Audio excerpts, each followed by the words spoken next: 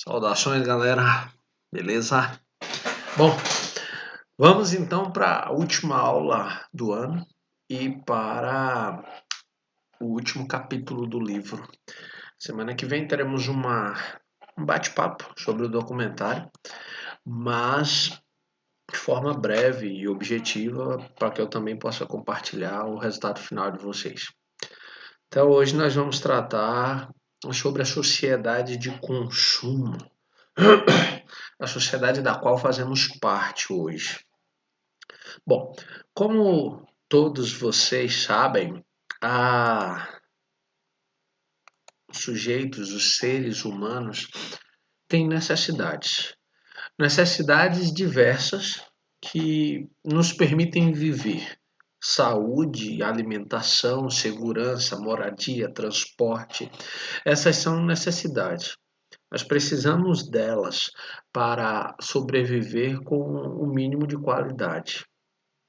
Mas essas necessidades, que em outros momentos eram quase que diretamente fruto do trabalho humano, hoje passam a ser supridas, passam a ser sanadas através do consumo. Por que eu estou dizendo isso? Porque se você pensar 50, 60 anos atrás, as pessoas viviam, uma quantidade significativa dessas pessoas viviam no campo, plantavam sua própria comida, produziam os animais que depois seriam sacrificados para se tornarem alimentos. Hoje, com a maior parte da população concentrada nos centros urbanos, a maior parte das necessidades ela é sanada através do consumo. Você vai ao supermercado e compra tudo o que precisa, de gêneros alimentícios a produtos de limpeza, a vestuário, a calçados e diversas outras coisas. O grande problema é que a nossa sociedade chegou num ponto de consumo que ela não sabe mais o limite, a fronteira entre o que é necessidade exclusivamente para a nossa sobrevivência e o que é consumismo, ou seja, o consumo além do que é necessário para a sobrevivência, o que é necessário para a vida. Então, o consumismo passou a ser uma situação equivocada do consumo. É quando a ideia de consumo passa a ser quase uma doença, passa a ser quase uma patologia. Segundo Baudrillard, Jean Baudrillard, que é um filósofo francês, faleceu, salvo engano, em 2007. Autor de algumas teorias que vocês conhecerão em breve no ensino médio. Baudrillard disse que a noção de utilidade é substituída pela produção de valores. O que é que ele quis dizer com essa frase? Ele nos convida a pensar com essa frase que hoje nós não consumimos apenas porque precisamos. A gente consome porque consumir se tornou um valor social. Inclusive, na sociedade em que nós vivemos, consumir determina o nosso lugar social. Então você não compra um carro hoje apenas porque ele pode te levar do ponto A ao ponto B. Você compra porque ao comprar um determinado modelo de carro, ele pode agregar ou não status à sua condição. Ele pode agregar ou não valor à sua imagem. Assim são todas as outras coisas. Uma roupa hoje não tem apenas a função de vestir, ela tem a função de expressar uma determinada ideia, uma determinada ideologia. Daí o porquê as pessoas consomem marcas que cobram cada vez mais caros por seus produtos. E as pessoas se sentem imensamente felizes de pagar esses valores para consumir esses produtos, essas marcas, porque elas representam uma ideia. E você, já parou para pensar que tipo de consumidor é hoje? Já parou para pensar que tipo de consumidor será amanhã quando for adulto?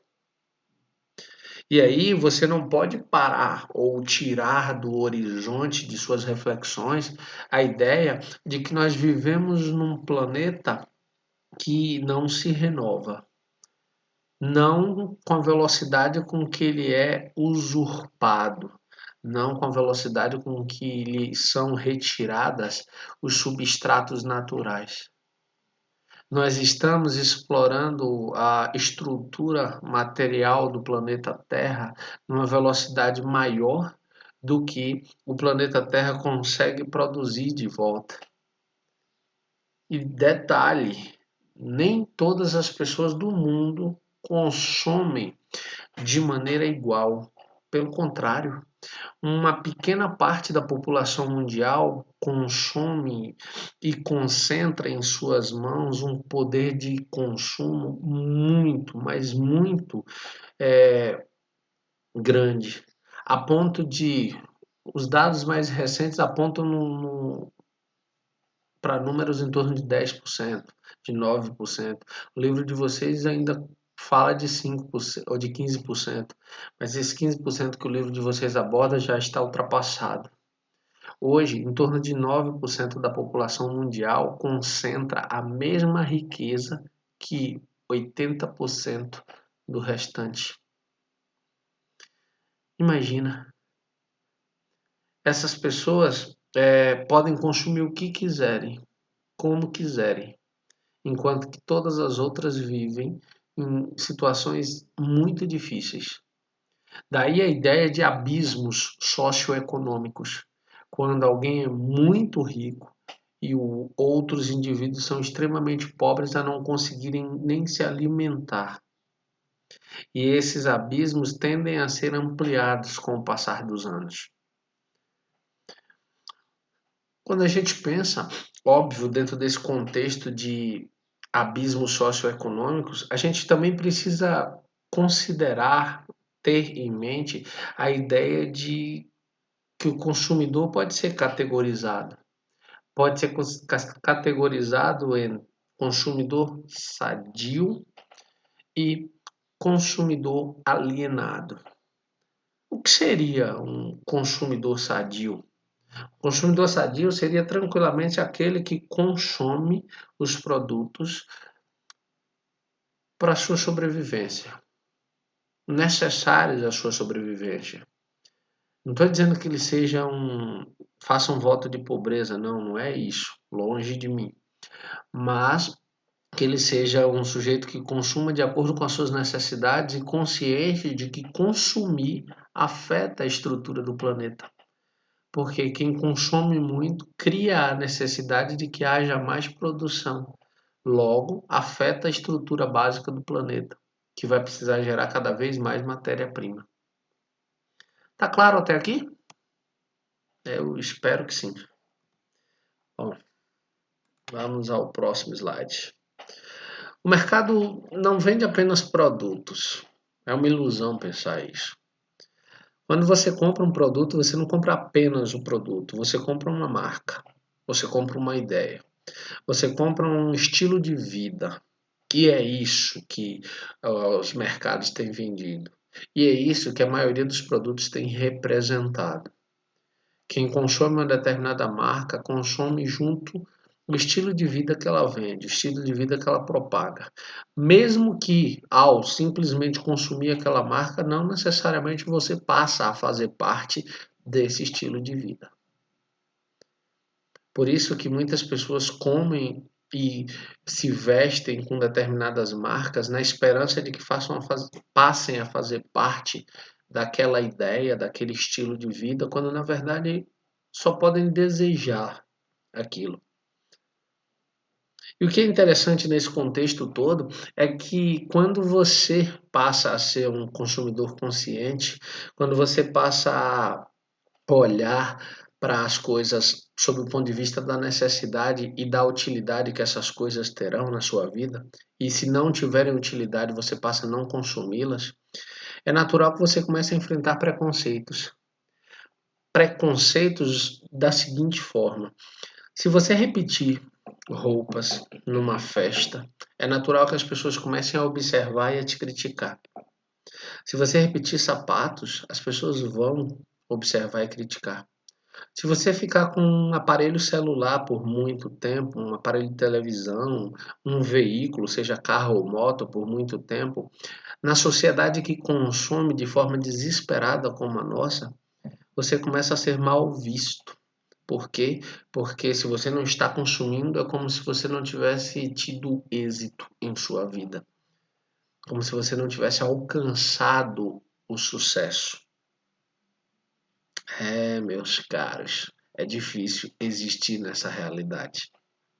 E aí, óbvio, isso é um incentivo, sem sombra de dúvida, para o consumo alienado. Consumo alienado é, sem sombra de dúvida, uma patologia, uma doença que afeta as pessoas e as faz comprar coisas que não precisam. A gente está cercado por essas pessoas. Em algumas situações, nós mesmos agimos dessa forma. Compramos coisas que não precisamos. Enchemos nossas casas de coisas que dificilmente utilizaremos, ou utilizamos uma ou duas vezes e fica lá jogada ao canto. Não à toa, a nossa sociedade, nossa forma de existir hoje é chamada de sociedade de consumo. A sociedade contemporânea, essa da qual nós somos parte, é chamada de sociedade do consumo. Ou seja, a ideia de consumir hoje nos representa enquanto sociedade. E aí, o sujeito consumista é aquele que não percebe, não reconhece a fronteira, o limite que divide o que é necessário do que é supérfluo. E ele compra tudo, o que é necessário e o que é supérfluo. O consumista é aquele que não tem mais recursos para comprar e continua se endividando para comprar coisas que não precisa, para impressionar pessoas que ele não gosta, que não passarão a gostar dele apenas porque ele comprou determinada coisa. Tranquilo até aqui? Se ficar alguma dúvida, próxima aula teremos nossa última live do ano. Vamos adiante. Bom, eu separei esse tópico para nortear nossas falas, como os outros. O sistema capitalista gerou em nossa sociedade a ilusória concepção de que o consumo sem limite conduz ao bem-estar e é sinônimo de civilização. O que eu disse lá atrás, que consumir acaba hoje determinando também o nosso lugar social, o nosso lugar dentro da sociedade. Se você não pode consumir, você é marginal, você é excluído desse modelo social. O que acontece, por exemplo, com pobres em condição de miséria ou mendigos. Por quê? Porque eles não têm poder de consumo, então são excluídos das relações sociais. Quer queira, quer não, esse tipo de comportamento faz com que as pessoas sejam valorizadas não pelo que elas são, mas pelo que elas têm.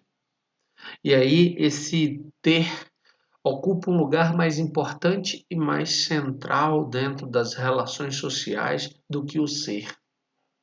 Daí, por exemplo, a gente assistia a nossa sociedade aplaudindo pessoas ricas, afortunadas, mesmo que essas fortunas sejam oriundas de crimes ou de situações ilícitas. Parece não importar. Parece que o que passa a importar é apenas a riqueza, independente da origem que essa riqueza teve. E aí a gente passa a pensar que quem pode comprar é feliz. E aí a gente vê no consumo uma forma de felicidade, quando na verdade a ideia de felicidade, se a gente pensar a partir dos filósofos gregos, ela não está nas coisas, ela está no indivíduo. Os gregos chamavam essa ideia de felicidade de eudaimonia, a felicidade como virtude, a felicidade como parte das suas escolhas, de quem você é. e não como algo externo que pode ser comprado, que pode ser vendido, que pode ser carregado, que pode ser mercadorizado. Não, a felicidade é uma parte intrínseca, ou seja, profunda de nós mesmos. Não pode ser separada. Ou você é feliz em suas escolhas, em suas virtudes, em suas ações. Salomé, não. Participação especial de Salomé. Bom, ou você é feliz dentro dessa conjuntura, ou nada que você compre vai te fazer feliz. Se fosse assim, as pessoas ricas não entrariam em depressão. Se fosse assim, as pessoas ricas não cometeriam suicídio. Se fosse assim, as pessoas ricas não sentiriam tristeza, porque podem comprar tudo. Ah, quase tudo. Felicidade interior, não. Essa a gente constrói. Dentro dessa lógica, a felicidade é uma atividade da alma, de acordo com um princípio racional, isto é, uma atividade de acordo com a virtude. Que virtude é essa? A capacidade de ser quem somos, de entender que fracassos são partes de quem somos, são etapas em direção a algo maior. Se a gente entende isso, fracassar não é um problema, é só um momento. Se a gente não entende isso, um fracasso pode acabar com um projeto, pode acabar com uma vida, porque a gente cai e para ali. Logo, os objetos possuem significados que ameaçam tragar quem os adquiriu. Ou seja, as pessoas passam a valer o que vestem, o que calçam, como andam. Não à toa, as propagandas das marcas têm se tornado cada vez maiores nos produtos que elas vendem. Vocês já pararam para perceber o quanto as marcas de camisetas, de calças têm se tornado maior? As estampas, tá lá, pum, marcas riquíssimas, multimilionárias, cobram de você um valor alto para você fazer propaganda para ela. Olha que contradição. Você faz a propaganda e ainda paga para fazer. Nunca parou para pensar sobre isso? Deveria. Logo, o ser tem primazia em relação ao pensamento e ao ter. Essa deveria ser a forma como a gente pensa. A gente deveria se importar mais com o ser, com quem somos, com os valores que carregamos, com a forma como nos relacionamos com a sociedade, e não sobre o que as pessoas pensam ou criam de ideias sobre nós, não com o que você tem. Ter deveria ser uma coisa menos importante, apenas o necessário, apenas o que tem utilidade para as nossas vidas. Mas infelizmente invertemos os polos. Hoje a gente valoriza imensamente mais as coisas e desvaloriza, minimiza, marginaliza as pessoas. Esse é o último convite à reflexão que eu faço esse ano. Desejo que vocês pensem sobre tudo isso. Eu os convido a ler o capítulo, é um capítulo interessante, a responderem as atividades. E na próxima aula, que será a nossa última, de fato, será uma live, será um bate-papo. Se restar alguma dúvida, fiquem à vontade para questionar. No mais, eu fico por aqui. Um forte abraço e até a próxima semana. Valeu, galera. Tchau, tchau.